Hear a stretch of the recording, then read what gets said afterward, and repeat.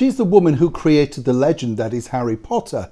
But now it appears that J.K. Rowling could be winning the war against woke. But how? Hi, good morning, Neil Sean here in the heart of London today. We're back inside a warm studio today. The weather once again has beaten us in as ever. I'd love to know what it's like where you are. We've had a boiling hot start to the new year. Apparently it was the warmest record on temperature. But now things are set to plummet. I love it, don't you? You know, the minute Christmas and New Year's over, the mainstream media can't wait to tell you, doom and gloom is on the way. But not so much so for our, latest talking point. Of course, we're talking about the lady who created a phenomenon, really. The Harry Potter series, not just the books, but the films, the whole franchise. And we told you a while ago, didn't we, on the show, how she was sort of being left out at large from a documentary to celebrate all those years ago of Harry Potter launching. That's all to do with the fact that many of the people associated with the franchise decided to publicly cancel her over her comments and thoughts or whatever against, of course, shall we just say personal issues. I think we're all allowed our own opinion. It's always very difficult.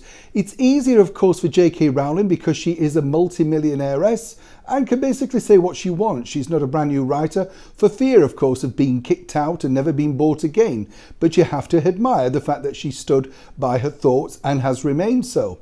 However, what's emerged is this particular story, which did make me smile, in fact, because one of the more, shall we say, liberal newspapers here in the United Kingdom allegedly decided to run a poll. And this was for the person of the year.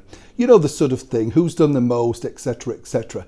Well, things started to take a turn for the worse, particularly for the newspaper, because it suddenly emerged that J.K. Rowling could become the person of the year. Simply not the sort of person that that particular newspaper would wish for.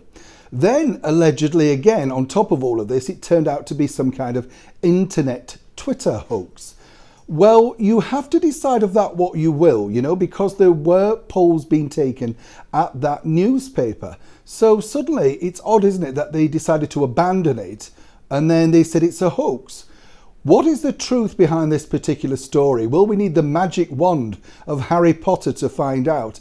But more importantly, is this now how the mainstream media will operate moving forward more and more so into the future?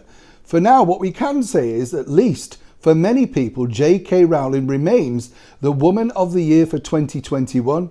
And for the newspaper, it all seems to have gone up once again in a puff of smoke. Neil Sean in the very heart of London.